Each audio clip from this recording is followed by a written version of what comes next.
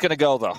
I'm kind of hoping not, and maybe Doran doesn't need it, as I think the record to beat is 4 solo kills in a row in that top side of the map. We'll see whether he can actually get that, or whether Rich has built up some form. But this is what we're talking about. The Bard is going to be banned, and this time it's going to be Kiwoom DRX that are taking it away. Understandable against Carrier, as there is the Karma leaving as well. T1 did that thing where they left up their good champions and gave them to the enemy. It was not good for them to have that. Yeah, I'm hoping they don't do that again. They took away the Varus. So if Kiwoom DRX do not ban the Pantheon here, it could be a Rumble Pantheon trade, but see what they do, because it ends up being kind of interesting. If they ban Pantheon, then T1 will ban Rumble, and we'll go down that line. Or T1 will ban Jarvan. Well, the Jarvan, they just don't like banning. You only do this against T1, by the way. The banning the Azir, and pretty much everybody's doing it. As we're going to trade the mid laners, so both the Rumble and the Pantheon are up, but T1 get 2 picks here, so they can get Rumble Vi, for example, or oh my god, oh my lord. Well, this is the weight of lazy feel. But also, T1 just don't like picking Rumble, I guess, because they let it go all the way through to like B5 in their series against DK. So, will they pick it here? What if you just go Rise Pantheon and call it a day? You could definitely do that. Or you could just go Rumble Pantheon and also call it a day. And then the Anivia's up, and Faker picks that into the Rise that turns up. I think the Rumble win for free is the right call. And I think Vi is great into Ezreal, and Rumble Vi is very... No, Pantheon. Pantheon's still up, Wolf. I mean, both are fine. Rumble Vi is it is a classic. It's a longer engage range if you charge your Q and then press R and hit the Ezreal, but the Pantheon ultimate is like the longest engage range technically. So both are great. Or owner's just like, I picked my favorite. I like this one. He is pretty good. It's also a better matchup into the potential Jarvan that we could still see here. It also wins 1v1s against Pantheon as well if you find him in the jungle, as there is a Rise to be picked up here by Yukal. Do we lock in a bottom lane? I guess theoretically you do, as the Anivia is the pickup. Ezreal Anivia blind. Yeah, and I mean, Anivia could be going top lane. That's true. There's no Karma. There's no Bard. There's no Nico. I actually think this is a pretty good... I mean, they could, but I do think this is a nice setup for an Ezreal and Anivia lane, because there's just not a lot of answers that just dunk on it. We saw a lot of attempts, including from Carrier, to win into said lanes. That did not work. As Faker's going to pull out TF. It's kind of cute. You can follow the Rise very effectively, and it now gives you a pretty clear 1v1 opportunity. And Twisted Fate has found a fair bit of success here. Obviously, we've been seeing Showmaker play it a lot, and he is kind of the Twisted Fate guy. But Faker was playing it before him. He was playing everything before everyone. I really love when you play Twisted Fate into squishy supports, because, again, assuming this Anivia is going to support. But even squishy top lane is kind of fun as well. You're just like, okay, well, he's trying to ward. Sorry, it's not allowed, you're dead. And the Pantheon ban makes a lot of sense. Not going to allow the Rise Pantheon to go through. The priority in this draft has been wild, but they are still respecting later some of these stronger picks. And they can ban Pantheon Jarvan, and then Willa has to go to the second rung of the tier list junglers, and Ona kind of gets away with this Xin Zhao scot-free, unless he gets Kha'Zix'd, which is a thing. Doesn't Kiwoom need to ban Ashe, I would say? Ashe Seraphine's still a good lane into Ezreal Anivia. It's true. Or Ezreal plus question mark, but I haven't seen question mark very often, but Yunara is going to be the man instead. They're more concerned about Yunara Lulu. Yeah, I'm trying to think if there's an answer, like if they just flex this Anivia into the Rumble matchup topside to Ashe Seraphine that we're not thinking about, like Ezreal Yumi? I don't think so. You're a little bit worried about seeing that one. Still wouldn't mind a Lulu lock-in, to be honest. I think those are the real options, right? Seraphine or Lulu. What does Pays do? He's like, Lucian Nami, lock it in. Well, Jhin. That makes me feel sad. I don't really like that much here, but there is a lot of upfront between the Xin Zhao and the Twisted Fate that's going to get on top of somebody and stun them. And Jarvan made it all the way through. Yeah, so J4 over to Willa. And then we decide where the Anivia is going. Obviously, they kept the support pick up in the air, and it's KRX, so he can kind of play everything. It's not going to be Lulu, though. Lulu Jin is just not very good. There's no way it's like the Ego Pike game, right? They're just like, yeah, no, we run it back. No, we can run it back. I don't think so. But there's not any ranged supports. Is it Jin Seraphine? Jin Sona. Jin Janna. Jin Janna. I'm kind of with that one, actually. That one I'm kind of a little bit interested in, but that'd be fun. Carrie is going to do something weird. I hope so. Or just play Blitzcrank, which is also kind of weird. Ooh, but kind of fun. It's okay. Camille. Sometimes you just pick Camille. So I guess we're in that arc. The arc of Carrier where he just wants to play strange things. I remember when Camille support was Rumble going around. support! Do you remember that game? Rumble support? Rumble support. Nah. Dude, fire beats ice. Have you not played Pokemon before? Yeah, I did. So you can just burn the ice bird. Yeah, it's kind of melted. Yeah. But then stay away from the water that's going to appear. And I remember that like 2 patches where Rumble support was a thing. Do you remember like the one patch where it was going around Camille support and then Delight was like, I'm a lock, and we were all like, oh, and then he went like 0 and 4. We were like, never again. Yeah, never. And then I feel like we didn't see it again. It was just patched out and done. And Delight's like, I'm glad everyone forgot about that. Carrier did find a little bit of success, I believe, in the small amount of time that we did have the Camille support. And I believe we've seen it already this season as well. It's very good into Ezreal. I really like this pick into Ezreal. It's got a lot of lane power. I can trade aggressively. You have the Jhin, so it's a powerful 2v2. But if you mess it up, you know, I mean, you can do some funky stuff with hookshot around the Anivia, but you mess up the lane, you get caught, you lose it. I don't know if this comp actually walks out alive. Yeah. You were talking about T1 walking a tightrope in their last matchup. Well, they're back at it again. Let's see how their balance is as we get into the rift for game number 1.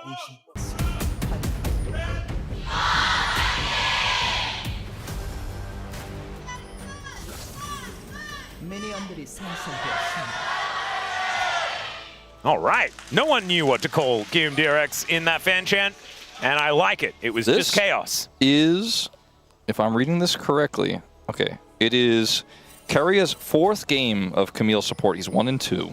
Okay. We can even up the scoreline. 4th game, and he's playing with a Jhin?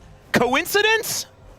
Probably. Yeah, I think just a coincidence. Yeah. He probably does. This is a good lane. It's a good 2v2 here. Yeah. If you can find the right hookshot angles.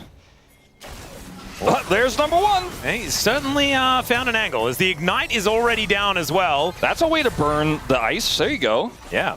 What would you like it, poached or scrambled, Wolf? Well, he's got that Halo Blades, which lets him attack quickly, and then press the D button to light the enemy on fire. Well, he does go for another one, as Andel's almost down to his egg already. This, okay, the Camille support, I guess, is just Pike support with a few extra steps. Or a few fewer steps. Yeah. Yeah. Something about steps. Camille is like, I'm not stepping, I'm flying. And Pike's kind of doing a little floating. Yeah. Neither of them are really stepping, actually, on second thought. That was weird. Couldn't quite reach this time. Now, level 2 is here. Rondo walls at the right time and sets up a stun. It's a lot of damage in this Ezreal, but Owner is coming down. That ward is down. The Demacians are going to meet, as Willer is discovered immediately. I think Kiwoom DRX probably wanted to use this as a bit of a respite gain on this bottom side, but it's unable to happen as Owner and Willer are just going to fight one another. Flag and Drag does come in order to get Willer out of there, but that is Owner winning the territorial engage. He does indeed do that. And it looks like it's just going to be a back here for Keria. And he'll head straight back to the lane. I say that. He's heading mid, actually. Ooh. With Owner coming up as well.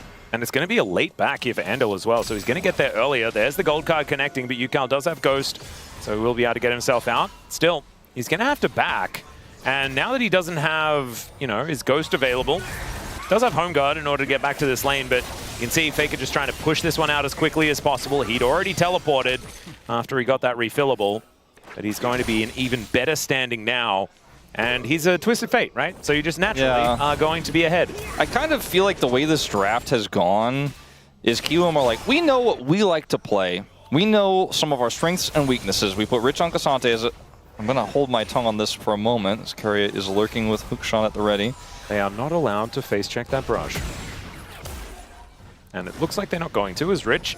On the Cassante, this has been okay. There is the hookshot. Deadly Flourish will be avoided, as Andil does find the stun at least. Still, T1 are having a very good time. Yeah. But what I was going to say about the draft is it feels like Lazy feels like, all right, give me my favorite. You know, I want to play Ezreal. We're going to first pick that. It's a fairly safe pick. UCal's on the rise. They got the Jarvan. Rich is like, I'm going to be stable up here. I promise on Cassante. It's a tough matchup in the Rumble.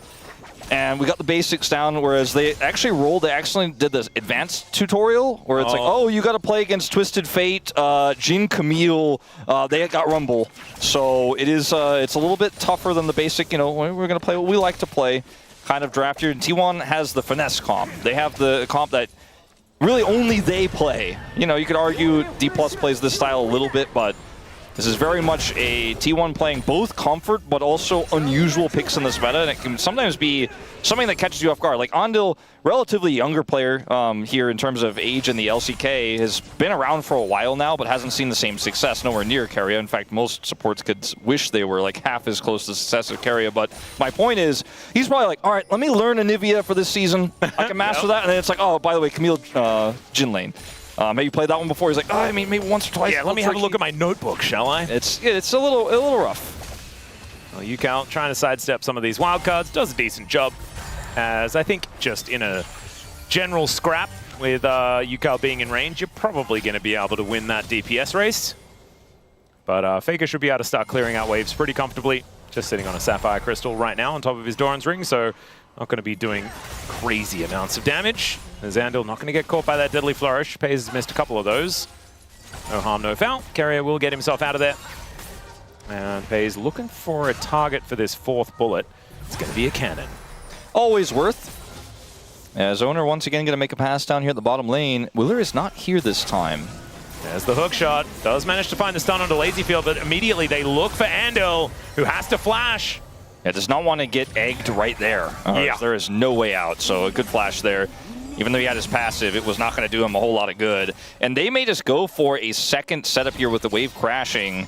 Andil is super low. Even just getting the egg would be massive. As Pays got his fourth shot. Yep, they're looking for the angle here. As, yeah, there it is. Faker now making his way down as well as the Destiny Gate does come on through. The egg lasted about 0.2 of a second, and they just dropped the turret aggro so comfortably. And Willer just can't really make a play here to try to save this. I mean, Lazyfield has flash, but there's 4 T1 members here, and UCal, even if he realm warps in, it's just too much of a risk because they could just turn on him and kill him because Lazyfield can't join. He's going to come over here with Willer, though, and start this dragon up while T1 are backing after the dive. Owner very well aware of this. Does have a ward in the Drake pit, but I don't think he can stop this. So the exchange is, got egg, got a kill, but we'll lose dragon. As we'll watch this again. Andil, watch this egg. You mentioned he dies basically instantly. Pays is holding his shot, holding his shot, holding his shot. Bam. Goodbye. That was crazy. It was. And the turret really wasn't interested in killing T1 players that dive as well. Really beautifully juggled by T1. So Mountain Dragon does go over to Kiwoom DRX. That is a good thing, as Faker is a little susceptible to the Anivia. And Keria is looking for the flash stun, does not get it.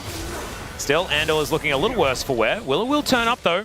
And in the meantime, Owner is taking the enemy red buff. Rune Prison does come down. Keria is very, very dead. Just doesn't have a lot of ways out.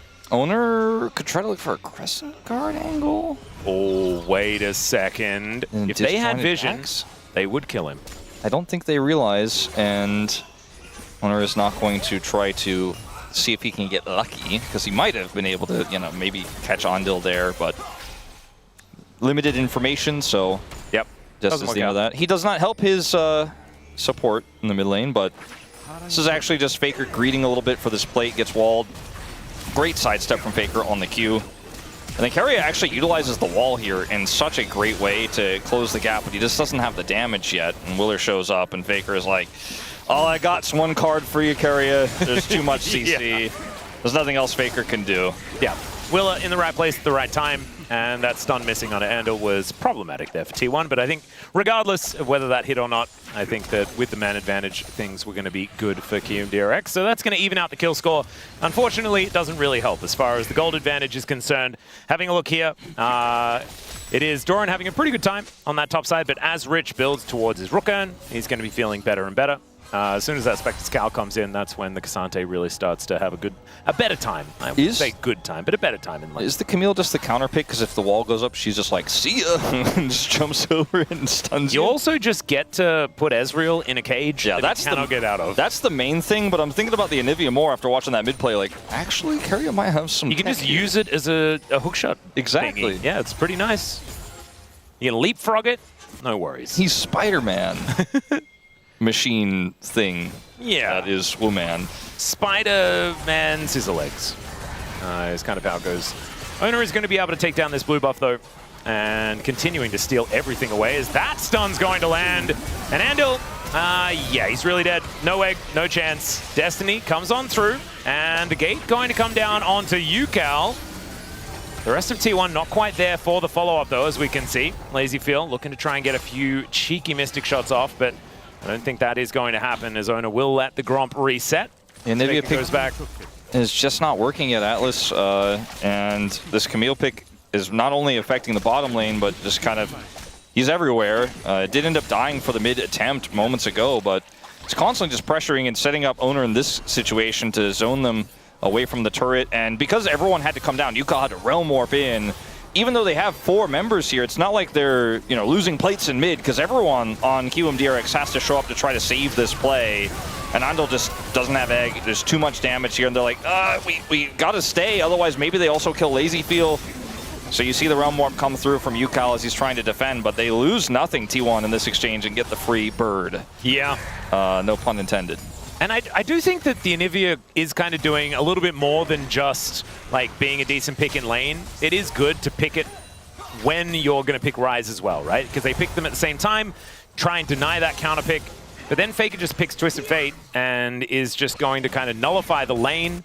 Yes, Yukal is going to have a better time, but I don't know whether this is going to be a game that gets to the point where Ryze can kind of take over. If things go the way T1 want it to, they kind of win in mid-game anyway. Yeah, that's the kind of thing about this draft where, obviously I'm being a bit facetious, but it almost feels like a Kiwoom DRX like, wait, they can do that? Like, is that a... That's not in the list of champions that we see in this meta. Yeah, you're supposed to play Cassiopeia. Yeah, exactly. But honestly, Cassiopeia would have gone hard. The Prima guide said.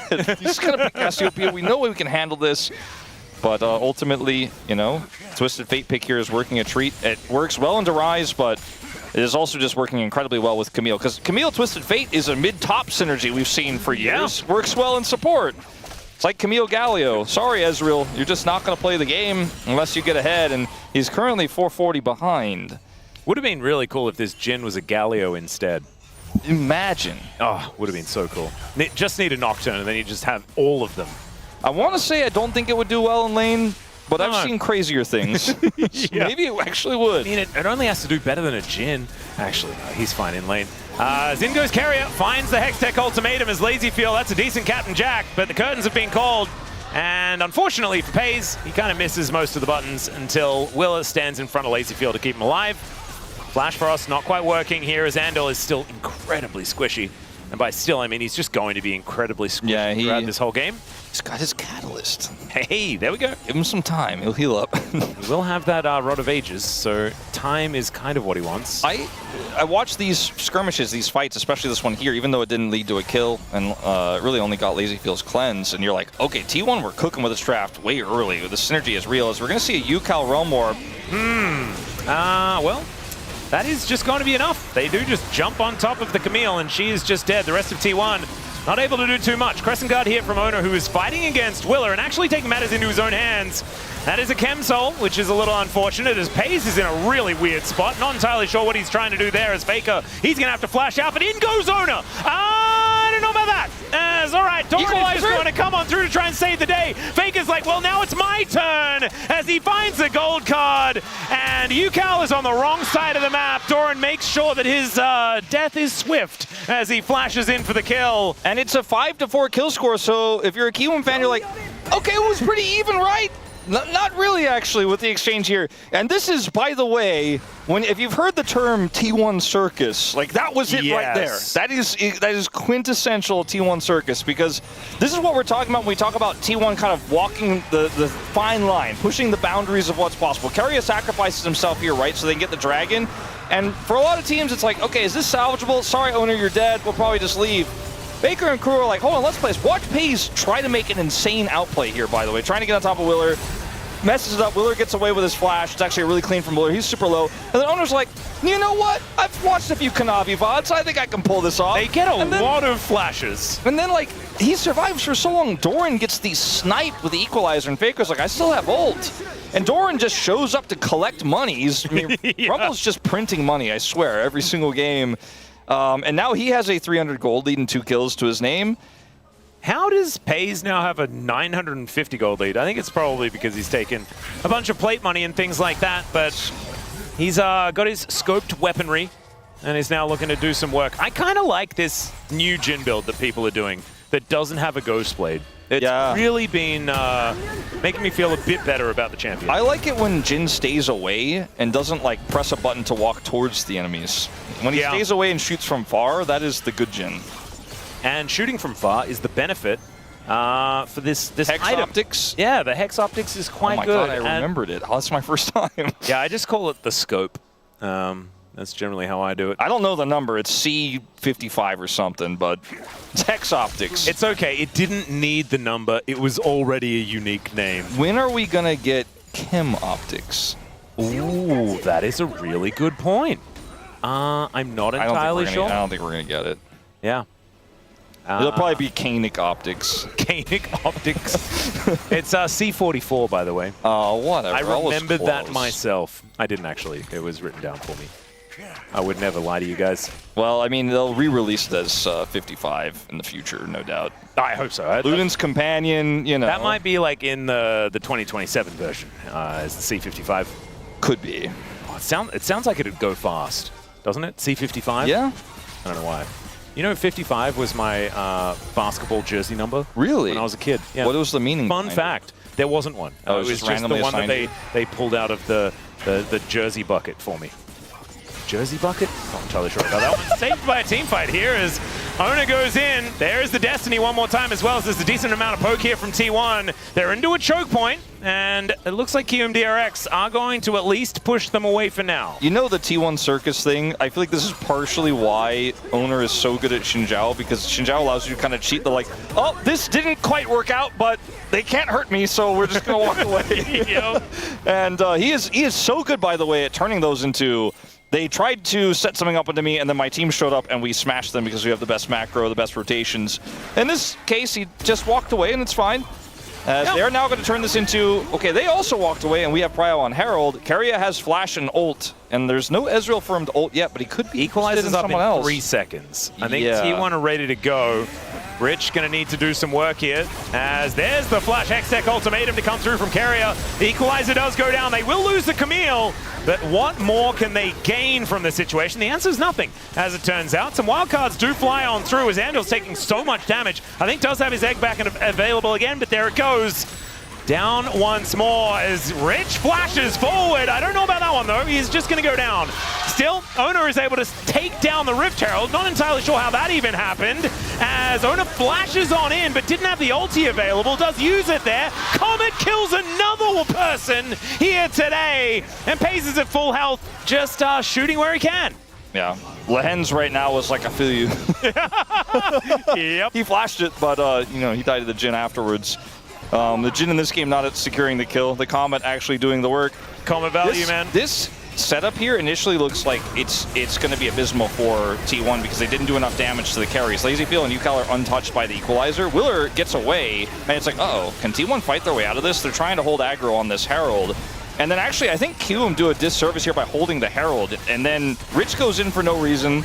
Like, frankly, I don't think there was any follow-up here. They could have just kited back with the Ezreal, and then the Herald goes over to Owner, then for a second time, Blast Cone engages, and it's Chemtech Soul, so he gets to go really far. I was trying to work out what he was doing there. I think he thought that he still had ult, or he had ult back up, because it was about to come back. if that was a Flash ulti, right, to like split up the team, they could have killed so many people. Yeah, just didn't quite figure it out. He wasn't healthy really either, as Pays, by the way, is also printing money. He's got some Swifties, as Faker is going to turn up right on top of the bird, and she will be absolutely destroyed. Rich teleporting in, but may regret it. True Shot Barrage, though, is going to dissuade them from hanging around in the area.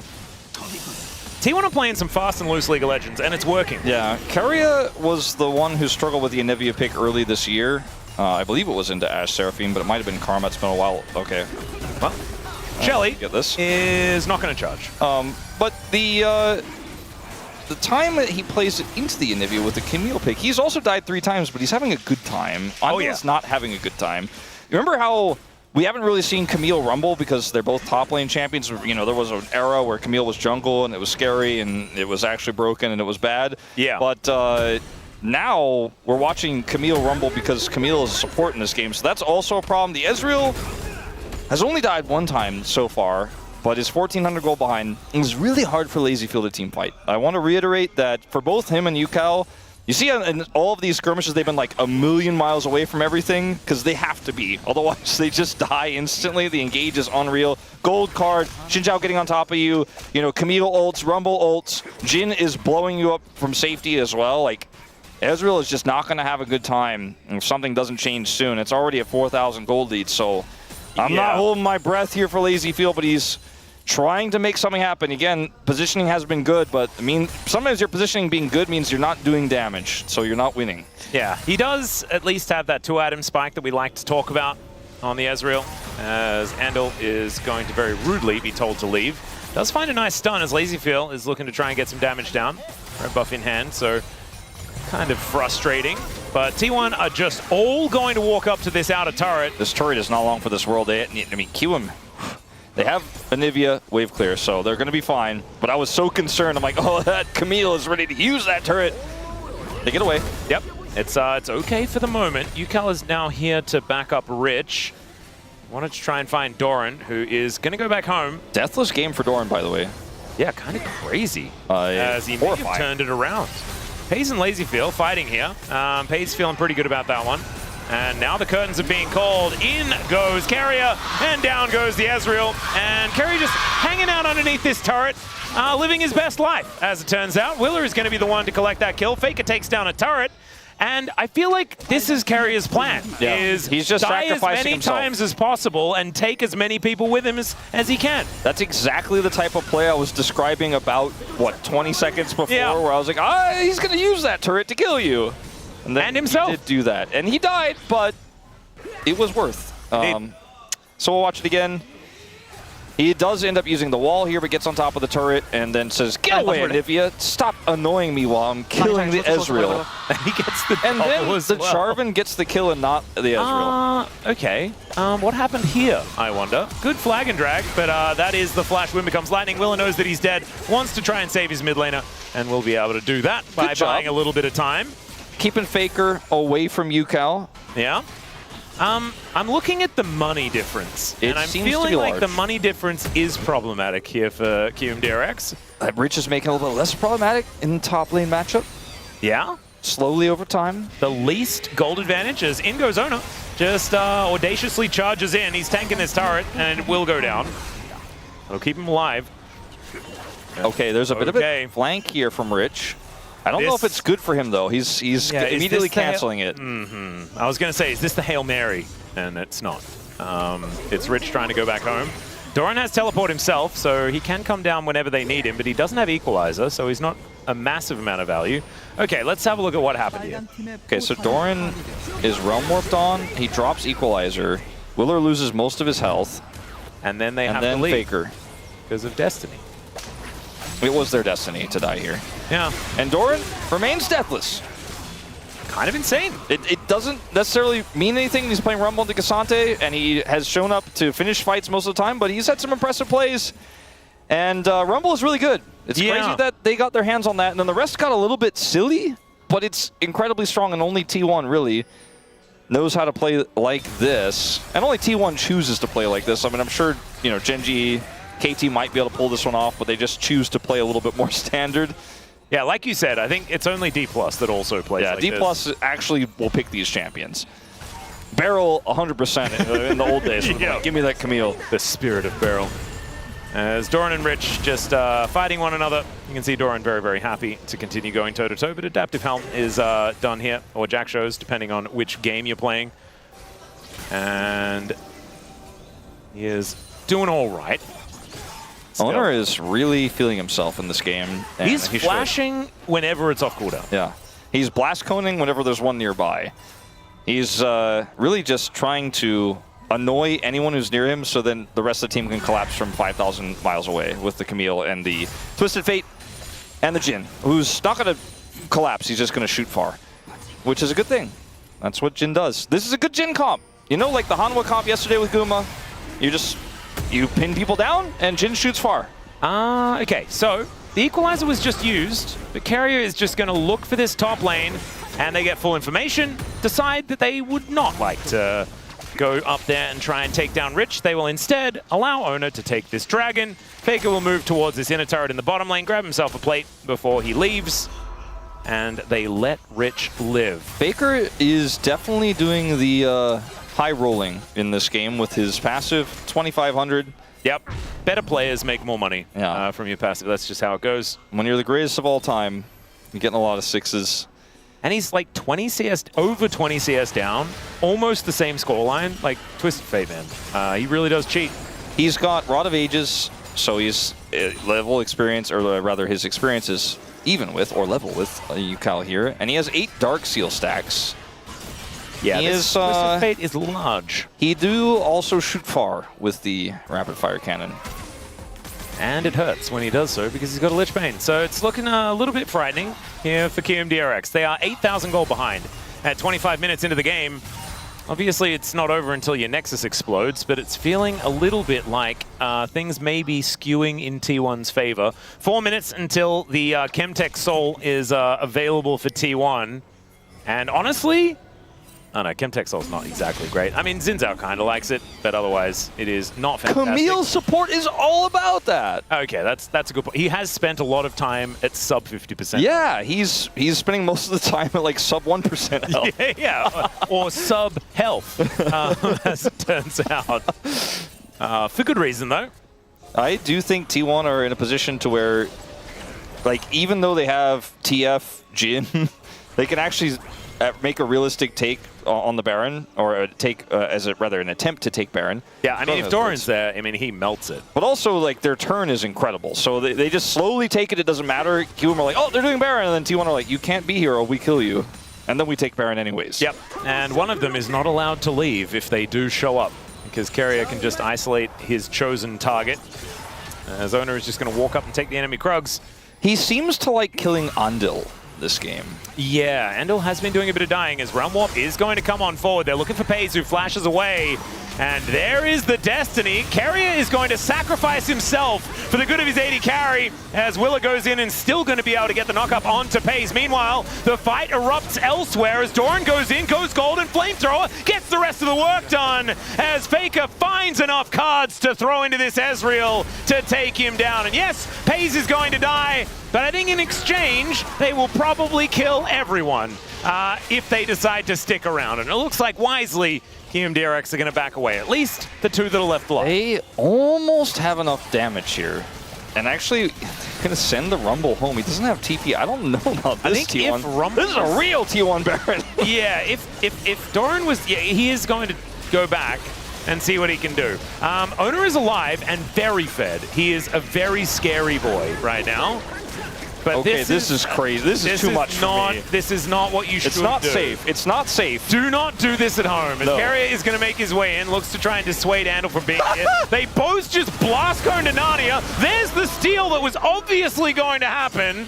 And T1 will now just back away. Sometimes the circus gets mixed reviews. Yeah. They ultimately kill the enemy champion, and they almost, I mean, they were in smite range of the Baron. Yeah. But that's the thing, is Willer was like, you guys don't have any secure here. Yeah. Sometimes just sit on your 8,000 gold lead and don't give Kiwoom a free Baron. I mean, Owner was, with bounty. He was there, wasn't he? He was there, so it was a 50. Yeah, well, I mean, we can look back at this, but first... It just didn't have to be. Watch Pays just be like, nope, nope, nope, nope, nope. And Faker's like, okay, all right, I'll go handle this. Karria's like, oh, I'm going to hold him in position. Yep. And then Doran drops the equalizer, which is somewhat problematic for the rest of this fight, but Faker is so big. Watch how much damage Faker does to LazyFeel. He's like, yeah, okay, I'm the real 80 carry with AP items. Oh, and like insta-locks a gold card as well? Damn. He must have gets those another cards one kicking in the back of his brain. He's stacked the deck. Rich is just dead here. But then they're like, Xin Zhao and TF can do the Baron. And Doran's like, I'm really low, but I guess I'll help you guys. He just steals it. For those who remember the old Live Sandbox Willer, Elise days, he's pretty good stealing Barons. Okay, we are into some action here as Doran has gone golden once again, but I believe he's going to take a visit to the Death Chamber. That will indeed happen. Curtain Call does come in as you can just follow the smallest bit of the cone and you can hit Pays with it. If I hadn't just watched that D+ series, I'd be like, nah, there's nothing to worry about here for T1. They still got a 7,000 gold lead, but it is, I don't know exactly what happened there, but it's not looking good at this fight. Oh, that's a really nice wall. Somehow Karria manages to walk around it, but maybe he didn't want to as he hook shots away. That's not top lane, Camille. I think they should just let this dragon go. It's just By the way, Chemtech. Owner is definitely going to be blast coning in there. Win doesn't become lightning, actually, and they are just going to secure it. Good choice, T1. Yes, they elect not to go in for the first time this game. I was very concerned, but... rightly so, Wolf. Let's see what happened to Doran. I think he just gets isolated here. Realm Warp comes in. He's on the wrong side of this. Willer engages first. There's no peel. Faker has his gold card out, but he's too far away. Doran buys time, but just dies. And then from here on out, you know, the Jhin ultimate is also down. The effective damage is all onto Rich, and the carries are still alive. So T1 make the call to back away. Although for a few moments there, it looked like Karria and crew were like, no, we will not back away. Faker as well has gone Death Cap instead of Azonia's or something like that. Very aggressive choice. What he needs to do now is build Void Staff and finish the Magi's for the most, you know, egotistical, you could say, yes. item build. Obviously, Azonia's can be very effective on TF, as Messiah taught us 15 years ago. As Yukal is now going to get Destinied on, and Faker, with all of this money that he has, would be doing a lot of damage to Yukal if Yukal didn't have an arm guard to break. Okay, this is a very awkward spot here for T1. No equalizer, and, you know, Kiwoom DRX should just be able to break this mid-turret. I just don't think there's any defending it. Yeah, Owner is actually going to go in, but Willer is going to say thank you for the engage. There's not going to take the bait. From Andal as well, as Pays has moved in. I'm not sure about that Realm Warp. What that was in the world was that? I have no idea. It was a lot of fun. Pays is finding some decent damage on this Jhin, though, as Rich. He's a paperweight and will get popped by Owner in the end. Willer just going to get melted by Doran. Doran may get melted himself, but he's got Azonia's. There's the curtain call value, and he lines up the next kill at the same time. Andal's in a bunch of trouble, and yes, scrambled once again, please, sir. Down that will go. And Doran going to help with that. That would be my face. Got his eye. That was my face when I saw the Realm Warp as well, Kiwoom fans. Oh, gosh. Like, when I saw he was Realm Warping, I'm like, oh, I guess he goes straight on the turret and tries to push Pays. Nope. That's not where he... That's, like, I think that's what LazyFeel thought as well. He's like, here we go. He's like, whoa, whoa, whoa, where am I? Yeah, I was a bit confused also. He met Aslan on the other side. Oh, dear. Well, they're going to go in. They grab the knock up there onto the Rise. And that is going to complete the ace. T1, the circus will take a brief interval before it does come back once again. That was a lot of fun, and it was a fun draft out of T1. I do think that they probably still win the game no matter what. I mean, unless they made like a few more errors, but